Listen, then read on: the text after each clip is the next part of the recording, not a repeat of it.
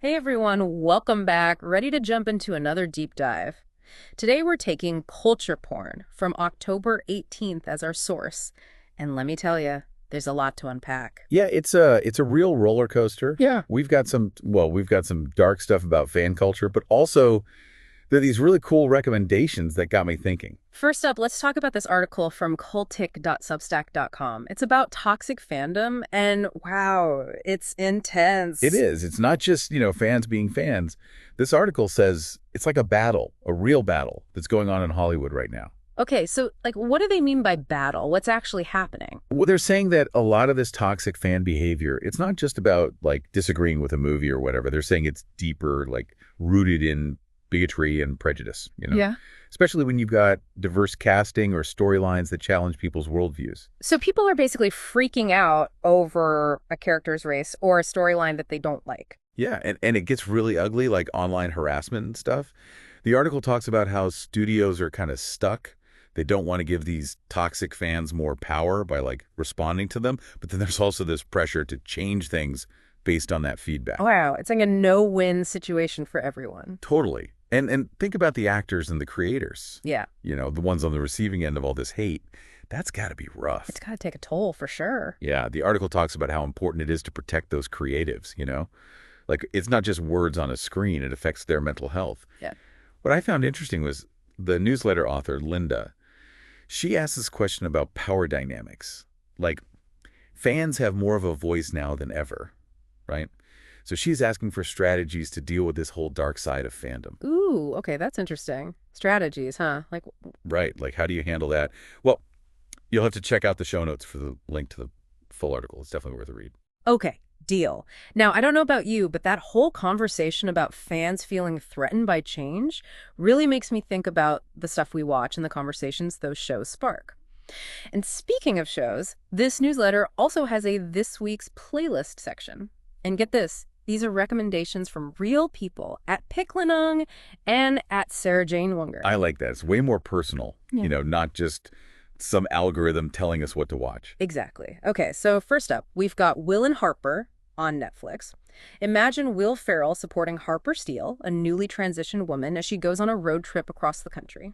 Basically, Will Ferrell is playing the audience, asking all the questions we might have about transitioning. It's kind of a cool concept, right? But it also makes you wonder, is Will's character being supportive, or is he maybe getting in the way a bit? Totally. Like, is he really letting Harper tell her own story? That's a good question, and I think Epiclenon brought it up because, well, Will Ferrell. He's the funny guy. Yeah, he's known for his humor, for sure. Yeah, exactly. So it makes you wonder if humor is always the right approach, especially with something as personal as someone's transition journey. It's a good point. Humor can be tricky sometimes. So, moving on to the next recommendation, we've got Love is Blind, back for another season on Netflix. This time, they're saying it's all about finding authentic love, quickly. Yeah, season 7, right? I mean, it makes you think, can they actually pull that off? Going back to that realness after, all the stuff that's happened on the show before. Right. And let's be real, the show wouldn't be as popular if it wasn't for that whole love at first sight kind of thing. Definitely. It's like this crazy social experiment. And this time it's happening in Washington, D.C., of all places. Adds a whole other dimension, don't you think? Oh, absolutely. The political scene mixed with the whole Love is Blind format, that's got to be interesting.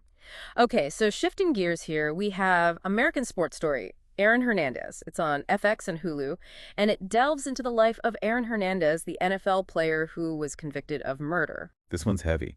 It's not just a true crime thing, though. It really makes you think about all these bigger issues. Like what? Well, like nature versus nurture. How much of who we are is predetermined and how much is influenced by our environment. And the pressure, the immense pressure of fame, especially at a young age. And in the NFL, no less. Speaking of which, it's interesting, this series comes at a time when there's so much discussion about CTE and sports, the long-term effects of those concussions. It's true, and it makes you think about these young athletes putting their bodies on the line. It's a tough subject. It is. But let's end on a lighter note, shall we? At Sarah Jane Zhang recommended Bad Monkey on Apple TV, plus Saman, and get this, the soundtrack is all Tom Petty covers. Oh, wow, really? That's kind of cool. Tom Petty, Andy, a TV show. Yeah. I'm into it. Yeah, and apparently there's this whole Florida vibe to it. I'm a sucker for anything that screams summer vibes, you know? Me too, especially as it starts to get colder. I think it's a testament to the power of music. Like a good soundtrack can totally make or break a show or a film. You're preaching to the choir. Okay, so earlier we were talking about how the lines are getting blurry between creators and their audience, right? But what does that really mean for us? It's a big question, right? It's like we're in this totally new world now where fans can actually connect with creators way more easily. Right. And that's cool.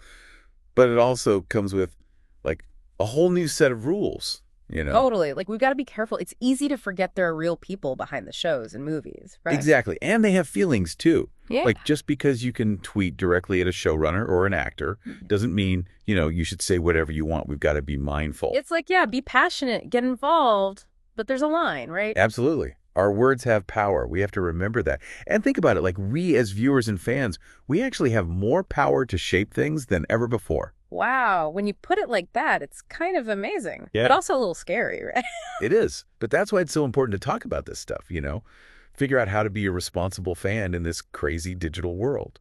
It's so true.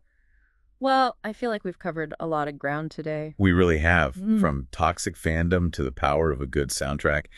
It's been a wild ride. It has. But the big question we keep coming back to is how do we, as fans, as consumers of all this culture, how do we engage responsibly? Right. And that's something we all have to figure out together. Well said. So we'll leave you with that thought. As always, thanks for joining us for this deep dive. Don't forget to check out our show notes for links to everything we talked about today. Until next time, happy watching.